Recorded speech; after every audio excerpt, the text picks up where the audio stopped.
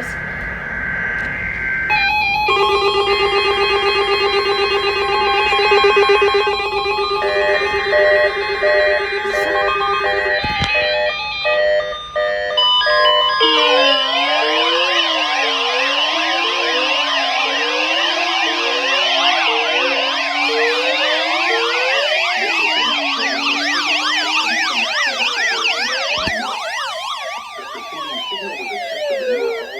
Radio public warning system on station code 35 from New York City. During potentially dangerous weather situations, They actually did the specially built RWT. receivers can be automatically activated by the signal to warn of the impending hazard. Tests of the signal and receiver performance are normally conducted by the National Weather Service at 11 a.m. each Wednesday.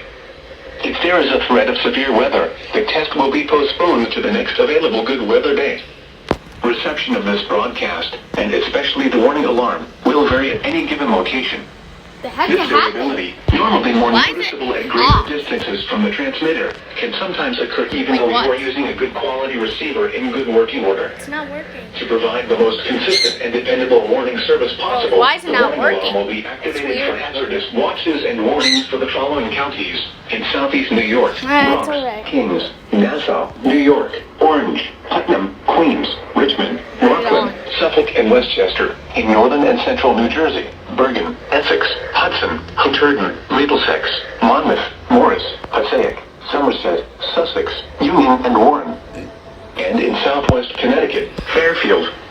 Once again, this was only a test.